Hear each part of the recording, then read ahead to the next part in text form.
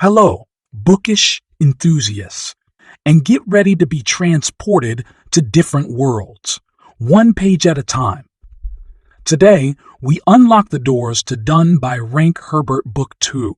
Liking and following my YouTube channel is the best way to show your support and ensure you never miss any of my future uploads.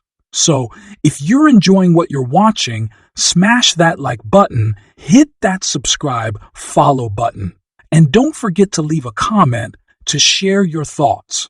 Book 2, PGs, 198, 250. In the still tent just before nightfall, Paul whispers, "Now Harkonnen shall kill Harkonnen." He rages at the planet that has helped kill his father and leave him the Duke. Jessica is awake, but silent until she mentions Idaho. There has been no sign of him.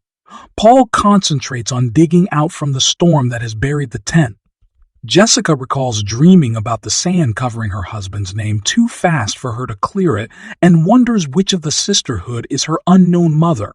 Paul talks to himself of spice, desert power, and the Fremen as he works. Jessica knows the conflict of having been trained his whole life to hate Harkonnens, only to learn he is one thanks to her.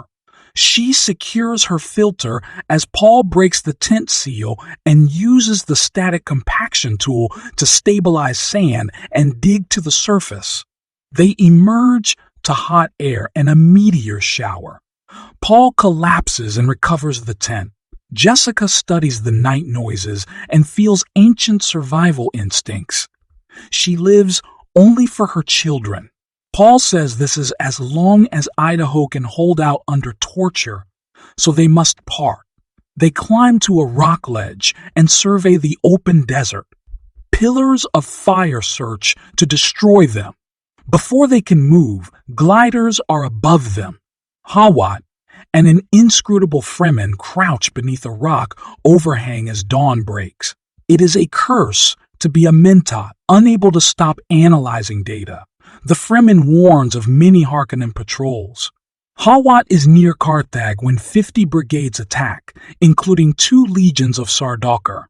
Hawat had anticipated normal house to house raiding and had taken precautions, but over 10 legions have landed in 2,000 ships all over Arrakis, at a cost of 50 years worth of spice production. Hawat vows to strangle Jessica, who must be the traitor. The Fremen reports that Halleck and some men are safe among smuggler friends. Hawat retains but 20 of his 300 elite, and half of them are wounded. They are holed up 200 km, southeast of Arrakeen. The Fremen warns against shields. If they cross the sink, they attract worms. He has a frustrating way of avoiding saying no. The Fremen points out that without still suits and sufficient water, Hawat must decide how many wounded he is willing to spend to ensure his tribe's survival. Hawat is cautious, not yet understanding Fremen ways. The Fremen have captured 1 artillery piece and 3 Sardaukar for Stilgar and Liat to study. They lose only 2 men while killing more than 100 Sardaukar. Hawat is amazed and laments having no time to train and arm this mighty fighting force. When Hawat realizes that the Fremen refers to Paul as the Lisan al-Gaib and begins using the name, the Fremen becomes enthusiastic and prepares to lead him to Arrakeen. A wounded man tells Hawat that Arki has died, which the Fremen takes as a sign, the bond of water. Hawat senses what the Fremen means, but worries about his men's reaction. Robed men gather the body and run with it along the cliff wall. Hawat lies, claiming they take Arki to bury. The Fremen assures them that paradise is sure for anyone dying in service to the Lisan al-Gaib, so there is no need for mourning. Hawat's men grow angry, knowing the Fremen intend to render Arki for his water, but he assures them their custom respects the dead. Inviting the men to attend the ceremony, the naive freeman clearly sees no problem. Once their tribes are bonded through water, the Fremen will attend to them, and together they will kill the enemy. The Fremen chatters to a tiny blue-eyed bat, releases it, suggests that Hawat watch the far side of the basin, and orders the men to be silent as frightened animals. 6 curiously inept Fremen emerge from the opposite cliff, and a repainted Atreides thopter swoops down on them. 5 Sardaukar emerge and surround them. 2 groups of freemen appear from the sand, slay the enemy, and 1 spirits away the captured thopter.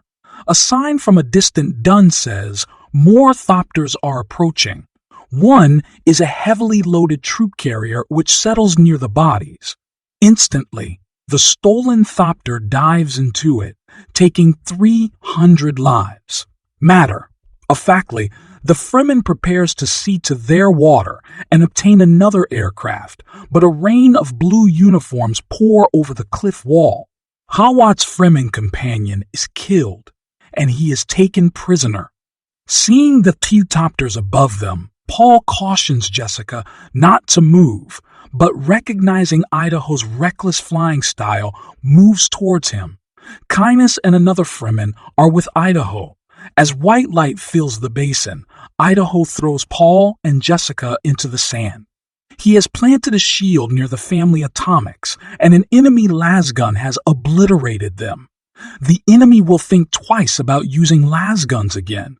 They head for cover, Idaho now addressing Paul as sire. The Freeman removes a rock plug that leads into a deep cave complex. Other robed Fremen join the descent into a large chamber. Kynes wonders why he is helping these people at his own peril, and then realizes that in Paul, the dukedom survives. They are inside an Imperial Ecological Training Station. Jessica and Paul both gestalt the room and intuit everything exists to make Arrakis a fit place for humans. Several Fremen address Kynes as Lyot. They descend to Keenis' quarters for spiced coffee. Paul notes that Kynes avoids his title and informs him he is the legal duke by virtue of imperial authority, and despite the presence of the Sardaukar, Jessica worries about the clash of strong personalities. Paul intends to make the Emperor fear him. He asks about the legend of Lisan al-Gaib, the voice from the outer world who will lead the Fremen to paradise. Kynes dismisses it as superstition, but sees Paul has a plan. Paul wants proof that Sardaukar are wearing Harkonnen uniforms to lay before the Lantrade High Council and foil the Emperor's plan to restore House Harkonnen to power. Jessica and Kynes see this leading only to chaos and general warfare. Paul could marry one of the Emperor's daughters. He has no male heir and claim the throne. It is a gamble, but the great houses most fear precisely what is happening here, being picked off one by Arrakis could become a rallying cry. From the throne, Paul could turn Arrakis into paradise with a wave of his hand. That is what he offers Kynes in exchange for his support. They reach an understanding based on mutual respect. Violence flares outside the door, and Paul sees Idaho fighting a swarm of Harkonnen uniforms, his hair red from a mortal blow. Kynes spirits him and Jessica to a bolt hole behind which 2 paths diverge. A thopter stands at the end of one maze. A predicted storm can cover their flight if they dive into it and ride it out. Fremen will later search for them along the storm's path. The fugitives race through the plans within plans within plans, following luminescent arrows that disappear as they are crossed. They board the proximity, masked thopter, and prepare for flight. Paul opens the remote-controlled door, fires the jet pods, and surges into the starlight. Jessica knows that Paul's training, youth, and swiftness are their only hope. G forces pull at them as Paul evades jet flares behind them, heading towards the storm track in the desert. Shells and rockets explode nearby as the storm wall looms. Flying high, they enter the maelstrom and Paul fights the aircraft into level flight inside an envelope of tan. Jessica mouths the Ben Gesserit litany to contain her fear, And here's Paul complete its words. Nephud reports to the Baron that the boy and woman are certainly dead and downplays the Lasgun shield explosion. Idaho and Kines are in cahoots, but the latter is in Sardaukar custody, along with Hawat. The Baron orders Nephud to bring Kines and Hawat to him to question jointly, playing them off against each other. Kines will meet an accident, and Hawat turned into a replacement for De Vries. Nephud is to encourage Hawat's anger by convincing him the traitor Jessica lives. Hawat is to be treated with kindness and sympathy. A residual poison is to be administered to his water, and the antidote becomes a regular part of his diet until ordered otherwise. If Hawat can be convinced, his late master lets emotion cloud his reason and is too poor to provide his mentat adequate data, Hawat may switch loyalties. The Sardaukar must believe he wants to destroy this mentate, and then he must be hidden from them. The Baron summons nephew Rabban and sits back thinking how sharp fierce Fade, Rautha one day will be emperor. Rabban, by contrast, has a dull brain, narrow, set eyes, and a body that promises to be as corpulent as his own. The Baron keeps his shield at full strength go-go Rabban and provides no chair. He announces that the Atreides and Davries are dead, so Rabban is back in charge of Arrakis. Rabban is afraid, knowing the Baron does not kill family members, but does punish them painfully. This time, the Baron wants Rabban to squeeze income from the planet to pay for the costly invasion. Rabban objects that estimates of 5 million Fremen are low and reports rumors of a Freeman band ambushing a Sardaukar force and wiping it out. The Sardaukar have launched a pogrom against the Fremen. Rabban tries again to talk about the Fremen, but the Baron dismisses their importance. The towns and village must be controlled, for people from the houses minor living in them could escape off-planet and tell what has happened here. Therefore, Rabban is to take hostages and convince people this has been a normal skirmish with no Imperial involvement. The Baron also downplays the smugglers and suggests spreading bribes. Rabban must be merciless towards these slaves and rebels, not wasting the population, but submitting it. He must be a carnivore like his uncle. Before leaving, Rabban warns that killing Kines might be dangerous, as he is an imperial servant and related to the freemen. The Baron orders Rabban to rebuild his stockpile of spice. As he flies the Topter, Paul uses his more than mentat abilities to process many factors, seeking the right vortex. The storm is diminishing. Jessica screams as Paul makes his critical move, banking and being popped out into a tranquil sky. Paul feels himself on the verge of a magnetic, terrifying revelation occasioned by spice and the litany. The aircraft has been damaged, so they must set down. The landing is rough. Paul grabs the pack, and they run toward a rock tower undercut by sandblast winds. Following the ridge, they hear the approach of a giant friend that will remove all trace of the Topter. They make use of a few more hours of darkness to follow the ridge deeper into the Fremen desert. Jessica is tired and thirsty, cognizant of the terrain's rhythms and variations. From atop a cliff, they survey the 3-4 km of open desert that separate them from the next escarpment. Worms are sure to be there. They swallow energy capsules and drink brackish water from their suits. An apt quote from Halleck turns them nostalgic. Jessica notices that she is speaking to Paul with a new stiff formality. She fears his strangeness and what he might tell her. Paul tells her how the freemen disguise the sound of their walking on sand across expanses like the one before them. They use a thumper to keep worms busy for a while. They will cross after nightfall after spending the day in a deep crevasse. After descending a series of rock shelves, they hit a slanting slope of sand. Paul thinks it will support them and slides down between deep rock walls. A cascade of sliding sand nearly knocks him over, and Jessica does not return his call. Paul drops the pack and scrambles uphill searching for her. Another cascade buries him to his hips, but he frees himself. Paul knows that his mother will put herself into Bindu suspension to reduce her oxygen needs. He composes himself as he has been taught and blanks his mind so recent experiences can write themselves on it. He determines where to dig and finds Jessica's arm. She is limp but alive.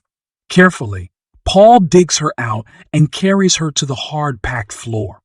At the desert's edge, he brings her out of her catalepsies and admits the pack is lost with all their supplies under tons of sand. She mocks the despair on his face, forcing him to think critically. He devises a means of stabilizing his slope temporarily by mixing alkaline spice with acid from his paracompass to make foam. They work together in 2 locations before Jessica finds the pack strap. She holds it firmly as Paul gently frees them from the landslide. Relieved, they laugh, and then Paul sets up the hemispheric tent. With binoculars, he studies the apocalyptic landscape and sees possible signs of a botanical testing station, perhaps inhabited. It feels Fremen, he says. Jessica fears desperate people in the desert may simply want their water. She recalls a vacation once on Caladan before Paul's birth. She opens her eyes to see soaring hawks and hear the hissing passage of a worm. Over Paul's objections, Jessica insists they resume their lessons about the body's prana. Musculature. Book 2, PGs, 251-283. Staben Tweak, son of Esmar and a smuggler, greets the great Gurney Halleck. The smugglers offer Halleck and 74 survivors sanctuary, but forbid any move against the Harkonnens. Tuke's concern is to play the guild's circumspect game and get vengeance in other ways. Tuek offers them jobs to earn their passage off-planet.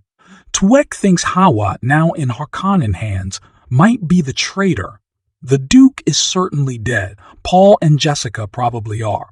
And Beast Rabin is once more in control. With his own score to settle with Rabin, Halleck is determined to remain undone with Tuek or among the Fremen. Halleck asks questions about the Fremen, about guild lighters avoiding the desert, and about rumors of greenery. But Tuek is offended being compared with uncivilized Freeman spice, hunters. He concedes the Fremen have killed Harkonnens, but now are subject of a wasteful pogrom. Halleck must decide with whom to ally. Convinced that Paul must have perished, Halleck pledges his sword to Tuke. Leaving the meeting, Halleck finds medics at work. Someone hands him a balise to comfort mortally wounded Matai. Late afternoon, Paul surveys the flat landscape and wonders if he has truly seen a testing station. Grief rises within Jessica as she awakens and sees Paul standing like his father. She prepares for the night's trek. Paul says it could be a good life here, and she reflects on a Bene Gesserit axiom about the mind under stress going positive or negative, largely depending on how it has been trained. As he strikes camp, she studies the little patch of greenery to which they will head. Wild colors spread over the horizon and stars appear. Paul plants a thumper deep in the crevasse, which should gain them 30 minutes. The wind brings the smell of cinnamon. Fremen are sure to be hiding ahead. They step out, trying to walk without rhythm, a painful, unnatural gait. They hear and then see a worm race past towards the thumper, then sounds of fury. They hit dangerous drum sand 200 meters from an escarpment and break into a run. They pass 2 poles and then hit rock. As they huddle in a narrow hole, an 80-meter in diameter mouth rimmed with glistening teeth emerges from the sand. Cinnamon assails their nostrils. Paul feels elation while Jessica fights primordial fear. Paul thinks about Kind's reference to a link between worm and spice. Another thumper starts, drawing the worm away. Wondering why Fremen would summon a worm if not to help them, Paul pictures telescoping barbed sticks, maker hooks, but does not understand. Jessica rests a moment longer before following Paul up the slope to the mouth of a dark crevasse stretching upward.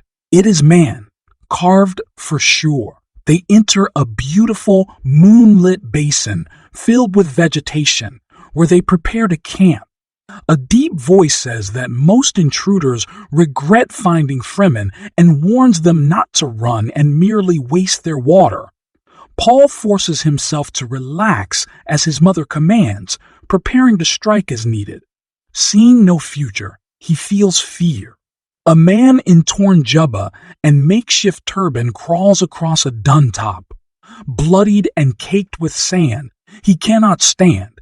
He tells the horizon he is Lyot, Cainus, planetologist and steward of this land. He knows the danger of delirium, and the pre-spice mass beneath him that will so on explode. Harkonnen troopers have left him to die without water or stillsuit. His long-dead father asks what he expects, helping the Duke's child. Constantly moving, father lectures about elementary ecology while carrion, eaters circle overhead. Kynes hopes some Freemen will see them and investigate. Father warns him to get off the bubble, as the little makers are about to lose water into the mass. The thought of nearby water is maddening. Kynes orders the imaginary old man to shut up. A maker, a worm, is sure to come when the bubble bursts, but Kynes lacks hooks to mount it, and he is growing feeble. A hawk lands and they stare at one another, then two more. Kynes rebukes his father for never being there to help him. Suddenly, Kynes sees Arrakis' potential with a clarity his father never achieves. Falling into the hands of a hero is worse than any natural disaster. The Sayeches are on the alert for Paul. They may discard the woman, but will protect the boy as Kynes has ordered.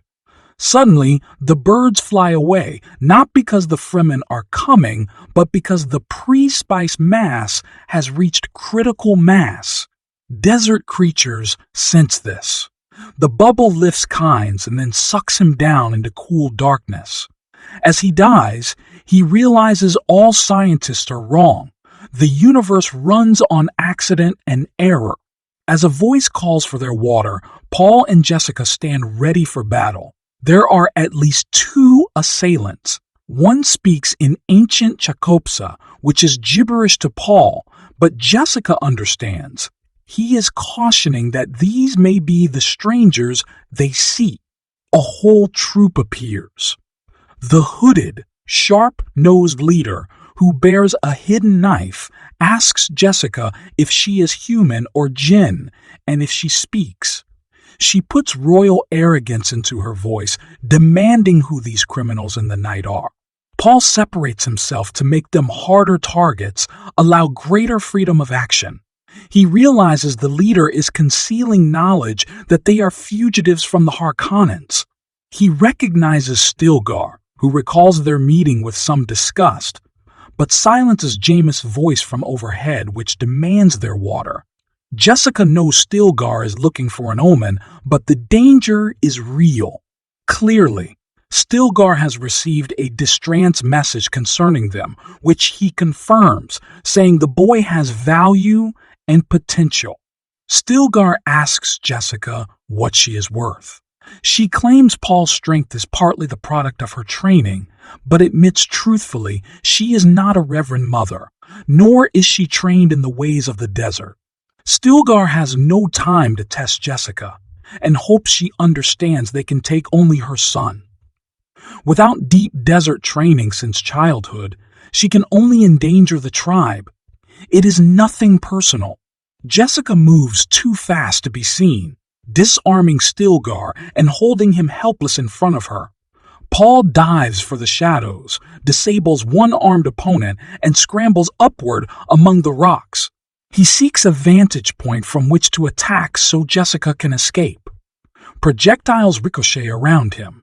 As ordered, Stilgar orders his men to stop the attack and fall back to where Jessica can see them. Stilgar admits she is worth 10 times her weight in water. Jessica offers to teach the weirding way of fighting in exchange for Stilgar's guarantee of her safety. Stilgar can speak only for his Sech, but the Harkonnens believe them dead and are not wasting time on them. Jessica releases Stilgar just as his niece Chani moves silently into attack range behind Paul. Stilgar calls her off. Jessica admits to be a Bene Gesserit witch and couches the Bene Gesserit witch and couches the admission in religious terms planted by the Missionaria Protectiva long ago. Recalling something she has seen in Kynes' office, she mentions C.H. Tabor in passing and observes how he is shaken. The preparation is very good. As time comes to depart, Stilgar calls up to Paul to come down. In an aside to Jessica, he notes the great amount of noise Paul makes climbing. It could endanger them all. He is impressed that Paul obeys her orders and knows the weirding way. Jessica tells him to climb down, and as he begins, Chani, daughter of Liet, confronts him with a lilting laugh. She would not have permitted him to harm her companions. Paul knows the face from his dreams. She tells him how loud he is and shows an easier way down. Chani dances over the rocks like a gazelle, filling Paul with passion. He knows she is a touch of destiny, and his spirits lift. Stilgar proclaims, to save one from a mistake is a gift of paradise, and affixes a kerchief of the Baka to Paul and Jessica's necks in case they get separated. It identifies them as belonging to C.H. Tabor. Chani tells the child, man to follow her. He will be given a proper name at the time of testing. They have no time to compare traditions. Daylight must not find them in the open. Jameis is defensive, but able to travel. Stilgar warns him against vengeance. The 42 set out in squad formation for the Cave of the Ridges. Jessica walks behind Stilgar and Paul behind Chani. Jessica marvels at the way the Fremen move, making only natural sounds. Unlike she and Paul, she knows that in the ancient tongue, Ch means meeting place in time of danger. She finds this profound. While fatigued and at bay, she feels elated being in this military culture, perfect for an outcast duke. Book 2, PGs, 283. As they approach Cave of the Ridges at dawn, Stilgar assigns defensive positions on the cliffs, the kind of guerrilla thinking that Leto once fears will be needed by House Atreides. Inside the cave, Chani gives Paul food and drink and orders him out of the way. The food reeks of spice. Door seals are secured to retain moisture. Stilgar points to home, across the basin, where they will arrive next day. People working outside means there are no patrols. Discipline ensures survival, and leaders are those who are strongest and bring water and security. Jessica hopes she has not compromised Stilgar's leadership. By besting him, Jessica has bested them all, but by not calling him out, she has not compromised him. Some may wish for that still. It would be a bad idea, because Jessica is clearly not of the sand, so no one will follow her. Stilgar reveals that at Liet's command, the Fremen deliver spice quotas to free traders to give to the guild in order to keep the skies free of satellites, which would reveal the gradual greening of the planet. Stilgar prefers riding the next leg of their journey, but they cannot permit a maker in this basin. Jessica equates maker with sandworm and notes the verb. She realizes a mirage she has seen is Fremen riding a worm. Stilgar worries about people being jealous of her beauty and faulting his dallying with her. Jessica wonders about Fremen rules for mating and parenthood and how Stilgar might treat her as a wife and Bene Gesserit. She wonders if, having learned his powers, she will have to challenge him. She hopes not. He puts the tribe's needs above his own and wants to give young wild spirits any reason for challenging him. Justice is always the thing a people needs. Jessica wonders where Stilgar has leaned such deep things. She wonders at his ancestry and breeding. When she suggests they have underestimated each other, Stilgar agrees and suggests friendship and trust without the complications of sex. Stilgar mentions having reverend mothers, Soyadina, who teach and maintain strength in their hearts.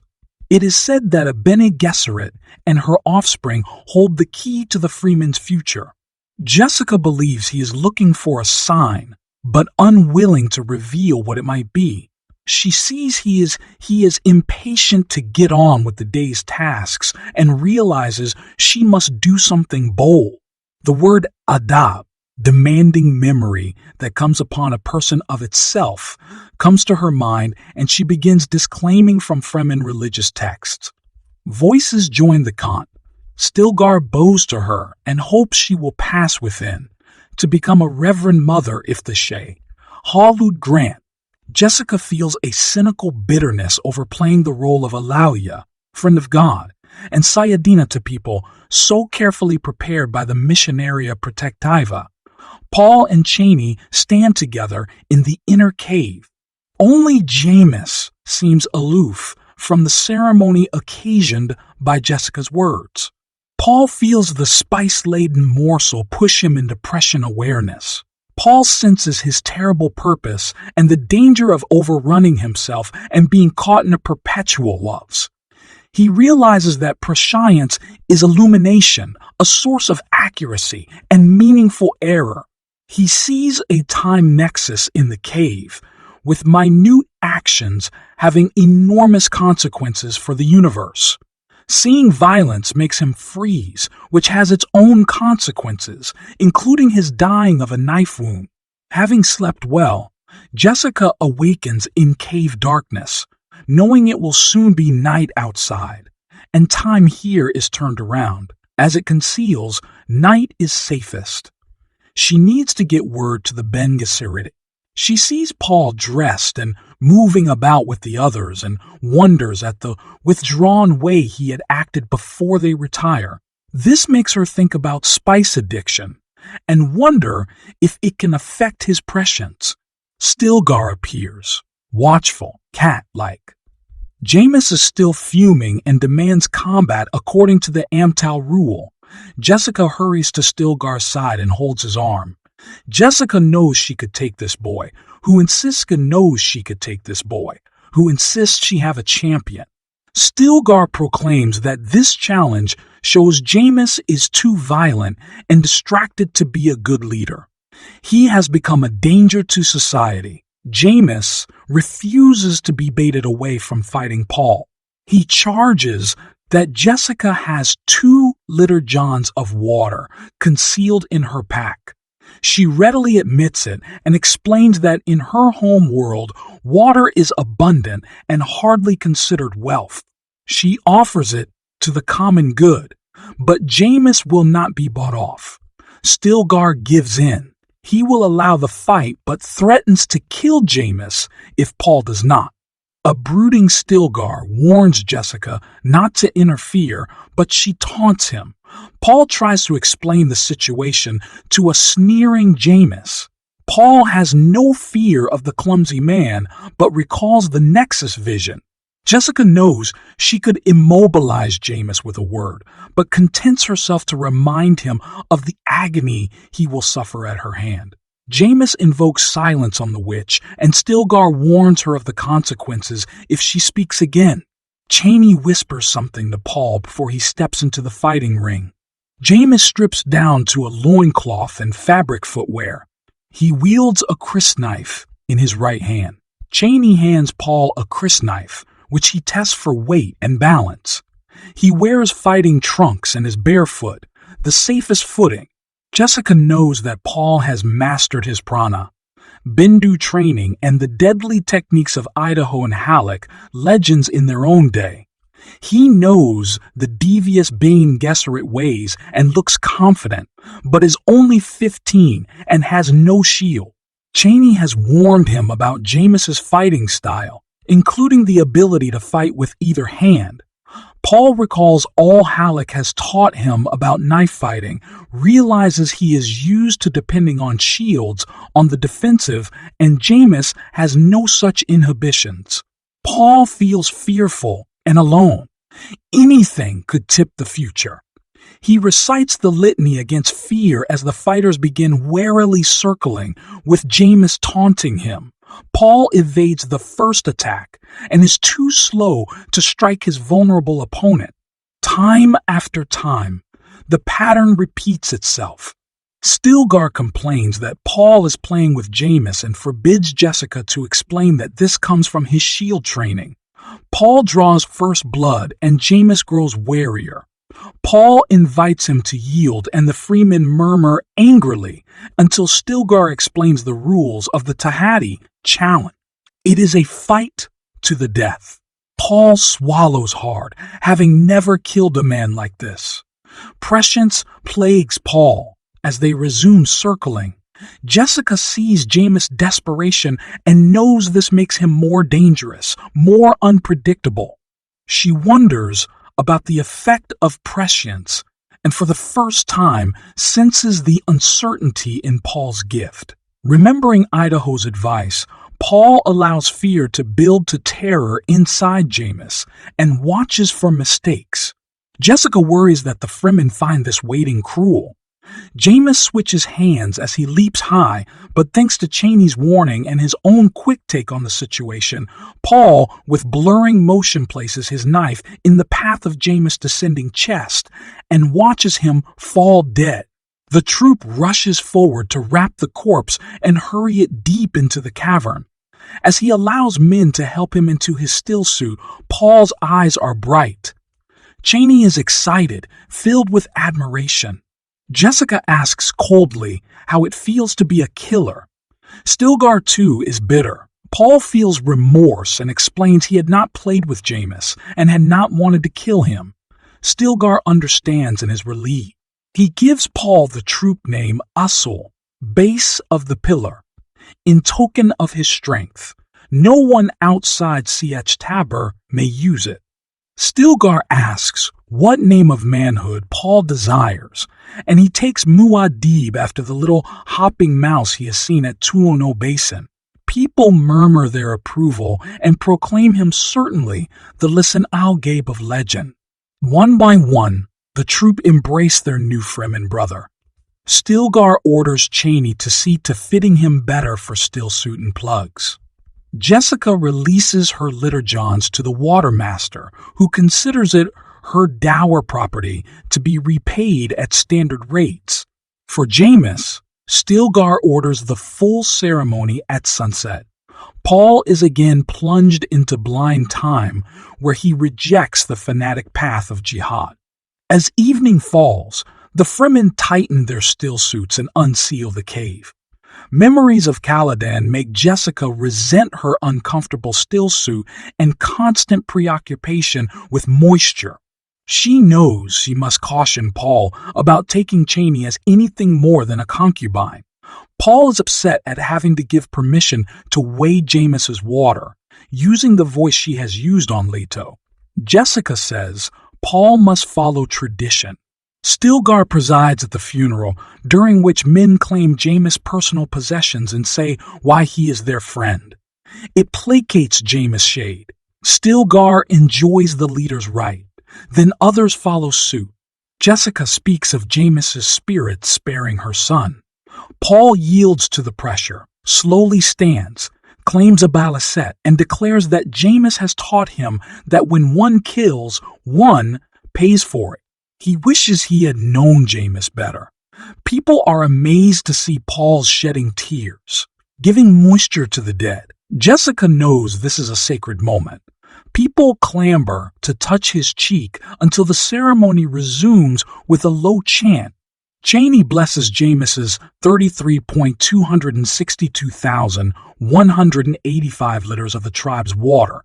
entrusts the water bag to a kneeling Paul, and counts out water rings that document the volume.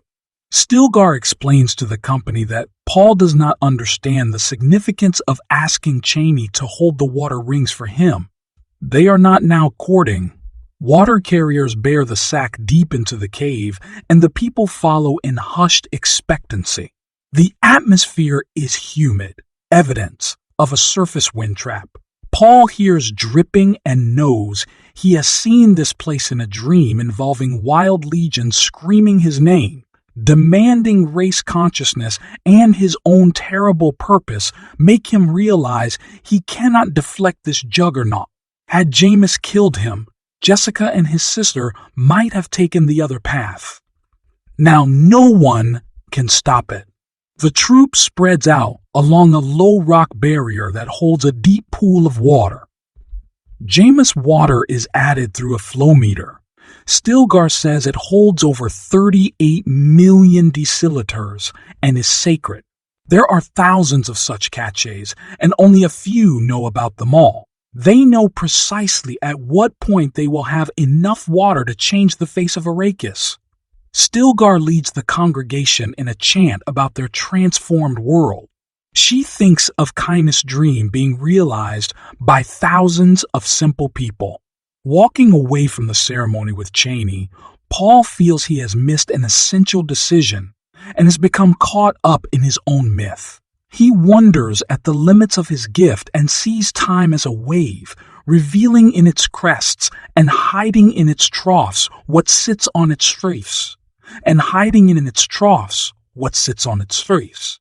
Jihad is a wild surf. As the troop prepares to move out, Jessica hears Paul tune his Belize set and hum a melancholy tune. He puts off telling Chani about Caladan to another time. Instead, Paul sings her Halleck's even song. Jessica resents him singing love songs to this girl, child. She feels time flowing past uncontrollably, and Paul realizes Jessica is his enemy unknowingly. She is bringing the jihad. Book 2, PGs. 316, 356. Fade, Rautha, on his 17th birthday, kills his 100th gladiatorial slave. The Fenrings visit Giadi Prime for the occasion and find the family city of Harko festooned but revealing the planet's filth around the edges. The Fenrings share a secret language in which they talk about showing the Baron the full price of eliminating Leto. The Baron hopes fade. Rautha realizes that beneath his annoying, foppish ways, Fenring is a dangerous killer. Fade. Rautha admires the lady's beauty, but finds her Bene Gesserit's serenity unsettling. He offers to dedicate the days killed to her, but is rebuffed as the fighter resentfully strides off to prepare. The lady wonders if his bloodline is what the Reverend Mother really wants preserved. The Baron and Fenring talk beneath a cone of silence. Fenring relays the Emperor's displeasure over several matters, including expulsion of the Sardaukar, hiding plant life, and smuggling activities, faulty accounting, and Paul and Jessica's fate. In the event, Fenring suffers an accident. The great houses will learn all the Baron has done on Arrakis. Fenring advises against turning Arrakis into a prison planet on the model of Solusa Secundus to finance repaying the guild. He inquires why Hawatz is in the Baron's employ after being declared dead. The Baron admits Ye is the traitor, pleads that he cannot function without a Mentat, and explains the use of latent poison to control Hawat. Fenring wants the antidote withdrawn, but the Baron refuses. Having helped the Emperor eliminate the troublesome Duke, the Baron trusts the Emperor will not move against him secretly or bring him before the Landsraad Council. Fenring concludes by declaring the Emperor hopes to avoid charging the Baron with treason. Inwardly, the Baron is sure that in his lifetime, the Emperor will wrong him before the great houses. He will, by bribes and coercion, rally them behind him to seize the throne. A bell announces time to move to the arena. The Baron has a sense of foreboding as he looks at the Atreides artifacts he has mounted on his wall. Seated in the golden box, Fenring observes that the Emperor has given the Baron official sanction to choose his own heir, but wants to know a name. Fade. Rautha emerges, a black glove holding a long knife in his right hand and a white glove holding a short blade in his left. The custom is white for poison and black for purity, but after saluting the arena Fade, Rautha contaminates the long blade to make the day a purely personal victory. Dramatically, he adjusts his shield, signals the musicians, and dedicates his kill to the Baron. Silence falls. Hawat's plan is simple and direct. Today's special gladiator is not drugged, but given a post-hypnotic suggestion to immobilize him at the proper moment. Spectators will blame the slave master for endangering the heir. A tall, muscular slave emerges, painted to appear on a lacquer drug and shielded only on the left side. The bloody outline of a hawk is carved on his forearm. Fade. Rautha grows more alert and wonders about a Hawat feint within a feint. The slave dares issue the challenge and shows that he knows of Fade.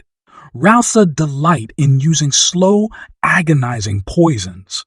The slave attacks, missing Fade, Rautha's leg, and coming away with a barbed shaft embedded in his right forearm. He calmly lashes it down and resumes to the attack. Fade.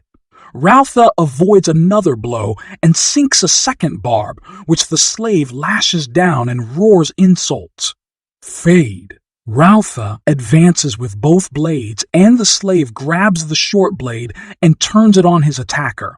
The poisoned long blade harmlessly strikes the lashed barbs. Realizing he could die, Fade, Rautha utters the key word scum, and as the slave's muscles obey, he strikes. The man staggers, issues a final threat on all slaves' behalf, and falls on his knife. Fade, Rautha is at frustrated and unnerved, but catches the crowd's enthusiasm, refusing the award of his opponent's head and ordering instead the brave man buried intact with his knife in his hands. Seeing the enthusiasm, the Baron orders flags hoisted to signal a fete in honor of Fade. Rautha, the hero of Harko. The Fenrings remain seated, ostensibly to avoid the crush, and speak in code about Fade, Rautha's lack of surprise facing an undrugged gladiator. The entire performance is planned and stinks of Hawat. The youth will be more easily controlled than his uncle will when he rules House Harkonnen. The lady will seduce Fade, Rautha, and leave carrying his bloodline. The Count muses about how Fade, Rautha might have turned out with Atreides' upbringing. They mourn Paul, but she quotes the Bene Gesserit saying, "Do not count a human dead until his body has been seen." Stilgar's troop accelerates as it nears home. Natural noises put the troop on edge, and Paul picks up their caution. Inside the tunnel, Fremen relax and jostle one another. Paul slips out his nose plugs and is assailed by the odor of unwashed bodies, reclaimed waste, and powerful spice. The Fremen enjoy these smells of home. News circulates that Liet, Chani's father, is dead through Harkonnen treachery. Paul realizes Liet is the planetologist Canis Fremen name.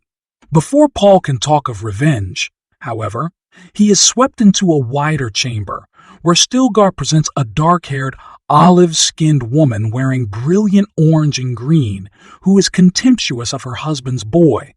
Killer. Stilgar tells Hera that Paul and his mother, Asayadina, are masters of the weirding way of battle, and she whispers Lisan al-Gaib. That has yet to be tested, Stilgar says, as he gives Paul responsibility for Hera and her sons. Paul must decide if Hera is to be his woman or his servant, and she is angry when he chooses the latter. En route to their quarters, Paul promises never to harm or cast her out. She finds it odd that he thinks she should hate him. Hurrah reveals that the Fremen are rushing to meet their quotas before abandoning the Sietches and fleeing the Sardaukar. Hurrah explains about dew collectors, incredulous that Paul knows nothing about something so basic. Every living thing they leave behind will be irrigated by devices that condense moisture around their roots. Hurrah talks about Jameis as a good provider and father, but Paul refuses to discuss a sexual relationship. People file along carrying water and spice. The walls have been stripped, but in school, children continue learning the basics of desert survival following Lionet's methods. Reaching their Yali quarters, Paul hesitates. It looks like an ancient tent. Paul declines help removing his stillsuit, but accepts food. He is angry at himself for being abrupt with Hurrah, and wonders how Cheney is and how his mother and unborn sister will fit into the moving montage of the future. Hurrah returns with her boys, Kylef, 10, and Orlop, 8, who already look fierce, armed with crysknives. The Fremen meeting place, carved out of rock, is larger than the Bene Gesserit gathering hall. As Jessica stands with Stilgar on a ledge, the crowd of 5,000 doubles and then redoubles. Despite misgivings about the risk to her unborn daughter, Jessica is determined to go through with the test, which can secure their place among the freemen. Paul arrives in the company of 2 swaggering boys, not knowing to what he has been summoned. Stilgar silences the crowd as Paul stands beside his mother. Wearing the green of mourning, Cheney is followed by 4 women carrying on a litter an ancient, shriveled crone dressed in black. She speaks to Jessica, and then commences the telling of the tribal story. They are people of Mr. Sonny's, who always have to flee death. Stilgar takes over. They must now flee their Sietch and head south into the desert. The Reverend Mother Ramallo is too frail for another Hadra, but Sayyidina Jessica has agreed to enter the rite that, if she survives, will make her a Reverend Mother. Cheney is consecrated in the Sayyidina beforehand as a precaution. Paul hears little of the ceremony, worrying about Jessica failing. Cheney summons the Watermasters, who bring 2 sloshing sacks and seed. She blesses both and summons Jessica, who senses danger all around. Cheney offers Jessica the water of life by which Shai Hulud will judge if she is a Reverend Mother. Jessica smells cinnamon and recalls Idaho's spice liquor. She takes a tiny sip, but Cheney squeezes the bag, forcing her to swallow a great gulp. She experiences a drug unlike anything she meets in Ben Gesserit training. She feels every subatomic particle of her being. She becomes a mote that is a psychokinesthetic extension of herself. But she is not the mote. She realizes that by time, being suspended her life is saved. Focusing on the mote, she sees a black pit that the Kwisatz Haderach alone may explore. The mote finds danger in the drug Jessica has swallowed. Particles dance and stop time before her body manufactures an antidote which spreads through her system. Jessica feels Cheney collect a drop of this catalyst from her mouth to change the poison in the sack. Jessica is eased upright and faces Ramallo. Another mote within Jessica touches her and makes intimate contact with the old Reverend Mother. Jessica thinks this is a hallucination, but is told it is her unborn daughter, and the water has affected them both. The old Reverend Mother advises Jessica absorb the fear from her daughter, presence, soothe, and strengthen her. As Jessica radiates love, comfort, and snuggling protection, the other mote settles and terror recedes. The Reverend Mother's time is short, and she fears the daughter cannot remain sane after hearing all she needs to transmit to Jessica. The tribe's needs, however, are pressing. Experiences unroll as in a subliminal training projector, but at blindingly fast speed. Jessica knows every experience as it happens.